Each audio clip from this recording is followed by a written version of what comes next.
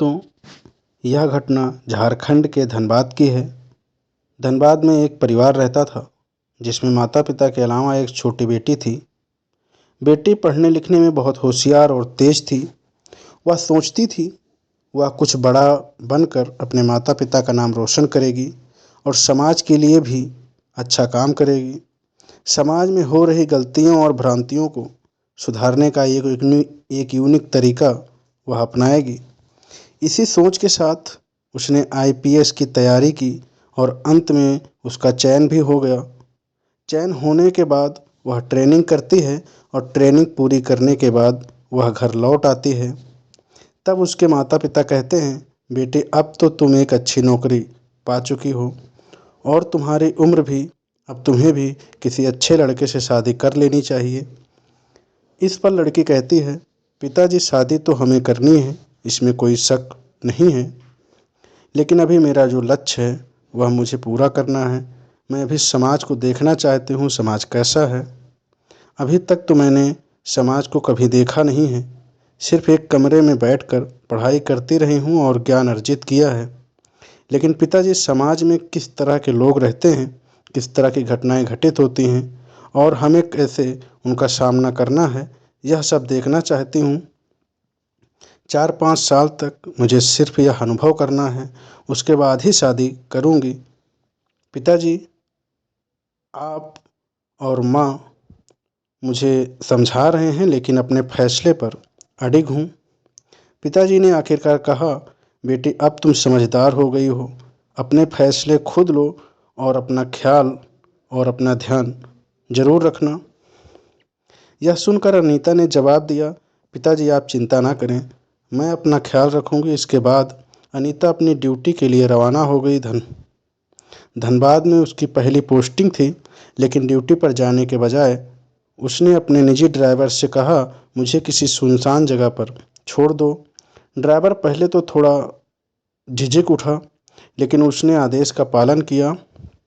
वह अनीता को शहर के एक सुनसान जगह पर छोड़ आया। वह पहुंचकर अनीता ने कहा, अब ध्यान से सुनो, यहाँ से अकेले जाओगे और किसी को मेरे बारे में कुछ मत बताना। अगर तुमने किसी को बताया तो समझ लो तुम्हारी नौकरी गई। ड्राइवर डर के मारे बोला, मैडम आप निश्चिंत रहें, मैं किसी को कुछ नहीं बताऊंगा। इसके बाद अनीता ने अपने कपड़े और लुक बदला। उसने खुद को एक भिखारिन की तरह तैयार किया। सादे फटे पुराने कपड़े पहनकर मैली को चैली हालत में वह बाजार की ओर चल दी। थोड़ी देर में वह थाने के पास पहुंची।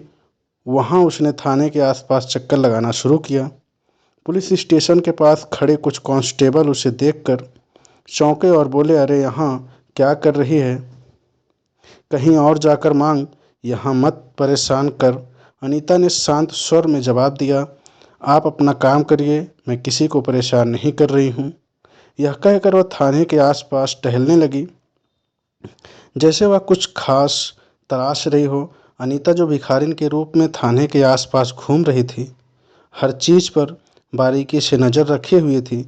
लगभग 20 से 30 मिनट के बाद अचानक थाने के बाहर भीड़ जुटने लगी।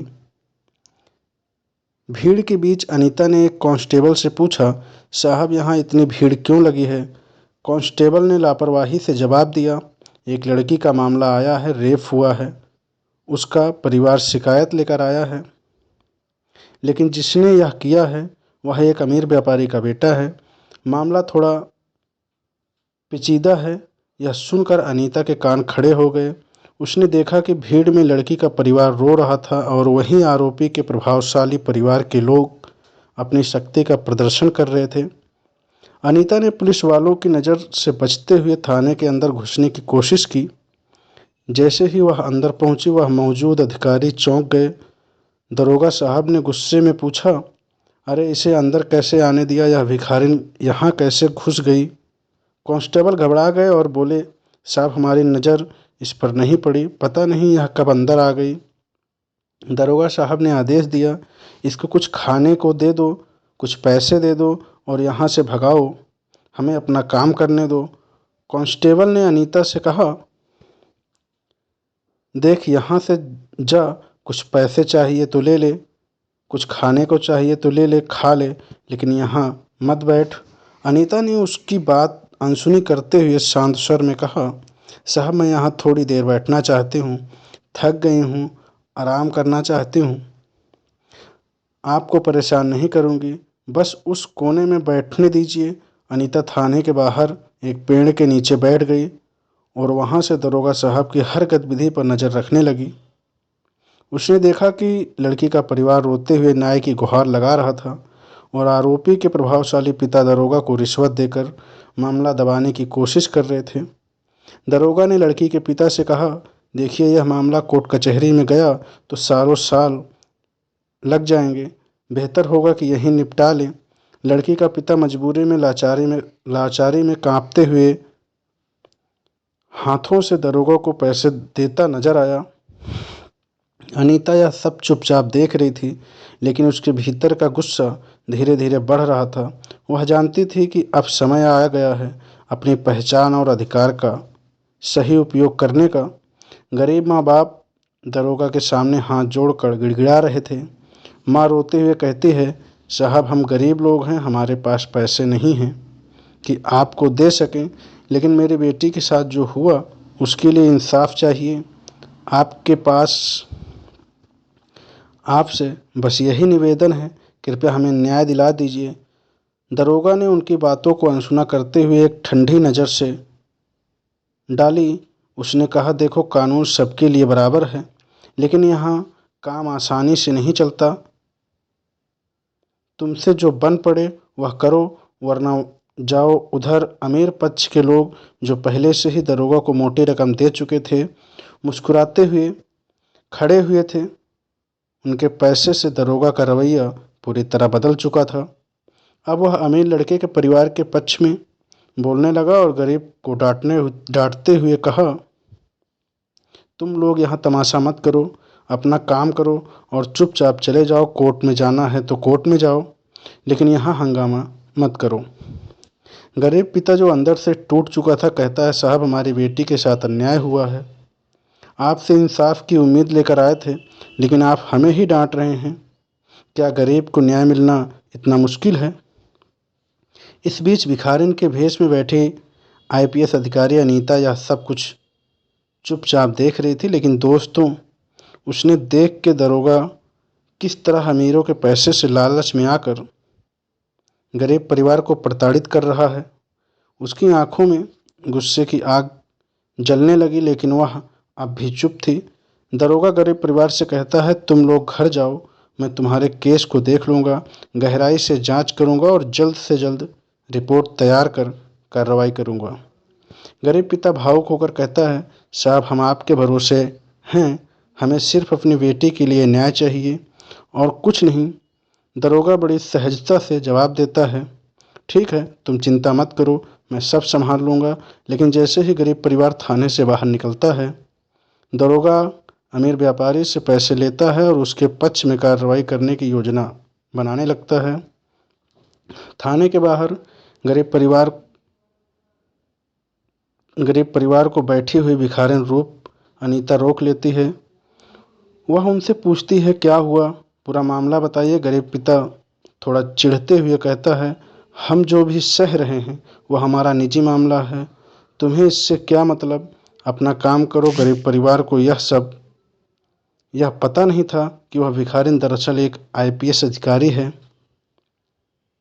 थाने में मौजूद किसी पुलिसकर्मी को इस बात का अंदाजा था कि अनीता जो वह भिखारिन के रूप में बैठी थी, दरअसल इस थाने में नई नियुक्त हुई अधिकारी है। अनीता ने फिर पूछा, आप मुझे सब कुछ बताइए, मैं आपकी मदद करना चाहती हूँ। आखिर आपकी बेटी के साथ क्या हुआ? गरीब परिवार हिचकिचाते हुए बताने लगा, लेकिन जैसे ही उन्होंने देखा कि यह भिखारिन बेहद साफ सुथरा खड़ी हिंदी में बात कर रही है और कभी कभी अंग्रेजी में भी बात कर रही है, वे सब हैरान रह गए। थाने के कुछ पुलिसकर्मी भी यह सब देख रहे थे और वो भौचक्के रह गए। कांस्टेबल अनीता के पास आकर बोले, तुम कौन हो, हमें सच सच बताओ। अनीता ने यह सुनते हुए अपना गेटअप हटा दिया। जैसे ही उसने अपने असली रूप में कदम रखा, सभी कर्मचारी हड़बड़ा गए। दरोगा को फटकारते हुए उसने कहा, तुम गरीब परिवार के साथ बहुत बड़ा अन्याय किया है। मैंने अपनी आंखों से तुम्हारी सारी करतूतें देखी हैं। अब तुम्हारे खिलाफ सख्त कार्रवाई होगी। थाने में सभी पुलिसकर्मी सन्न रह गए। दरोगा घबरा कर माफ़ी मांगने लगा, लेकिन अनीता ने उसे सख्त लहजे में चेतावनी दी कि अब वह गरीब परिवार को न्याय दिलाकर ही रहेगी। अनीता सख्ती से देखकर सभी पुलिसकर्मी उसे सलाम ठोकने लगे। अंत में अनीता ने गरीब परिवार को इंसाफ दिलाया और थाने के कर्मचारियों को उनकी लापरवाही और भ्रष्टाचार के लिए सज़ा दी। अनीता, जो अब अपने असली रूप में आ चुकी थी, थाने के पूरे स्टाफ को लाइन हाजिर करने का आदेश दिया। उसने दरोगा और सभी कांस्टेबलों को एक एक कर तलब किया और उसके कर्तव्यों में की गई लापरवाही और भ्रष्टाचार के लिए सख्त फटकार लगाई। दरोगा से सख्त लहजे में कहा, तुम्हारी ड्यूटी न्याय दिलाने की थी, लेकिन तुमने अपनी जिम्मेदारी को पैसे के लिए बेच दिया। अब तुम्हें इसका अंजाम भुगतना होगा। इसके बाद अनीता ने कुछ पुलिसकर्मियों को तुरंत प्रभाव से सस्पेंड करने का आदेश दिया और थाने में मौजूद सभी लोग स्तंभ थे। उन्हें समझ नहीं आ रहा था कि अचानक से यह सब कैसे हुआ, लेकिन अनीता ने यह सुनिश्चित किया कि हर दोषी को उसकी सज़ा मिले और गरीब परिवार को तुरंत न्याय मिले। इस घटना के बाद पूरे धनबाद शहर में आईपीएस अधिकारी अनीता की चर्चा होने लगी। लोग उसकी ईमानदारी और कर्तव्य निष्ठा की तारीफ करते नहीं थक रहे थे।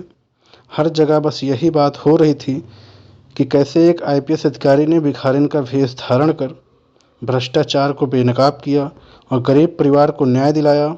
दोस्तों, धर्म केवल पूजा अर्चना तक सीमित नहीं है, यह कर्तव्य निभाने का मार्ग है। हमारे शास्त्रों में कहा गया है, धर्मो रक्षित रक्षित, अर्थात जो धर्म की रक्षा करता है, धर्म उसकी रक्षा करता है। आज के परिप्रेक्ष्य में धर्म का अर्थ है अपने कर्तव्यों को पूरी निष्ठा और ईमानदारी से निभाना। ऐसे अधिकारी जो गरीबों, पीड़ितों और शोषित के लिए खड़े होते हैं, असल में समाज के सच्चे रक्षक हैं। उनकी जिम्मेदारी सिर्फ अपराधियों को पकड़ने तक सीमित नहीं है, बल्कि यह सुनिश्चित करना भी है कि न्याय कमज़ोर से कमज़ोर व्यक्ति तक पहुँचे। दोस्तों, इस कहानी को सुनाने का उद्देश्य किसी भावनाओं को आहत करना या किसी को ठेस पहुंचाना या परेशान करना बिल्कुल नहीं था। मेरा उद्देश्य केवल आपको जागरूक करना, सचेत करना और सतर्क रहने के लिए प्रेरित करना है। इस पूरी घटना ने आपको दिल और दिमाग को सोचने पर मजबूर कर दिया कि हमारे समाज में क्या हो रहा है और हमें इनसे कैसे निपटना चाहिए।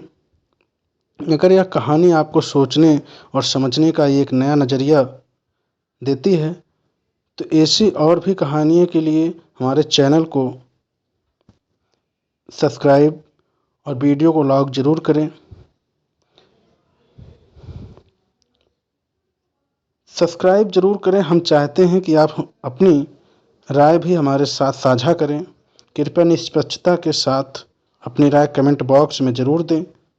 याद रखें, सचेत रहिए, सतर्क रहिए और सुरक्षित रहिए। आपका समय देने के लिए धन्यवाद। जल्द ही मिलेंगे एक और कहानी के साथ।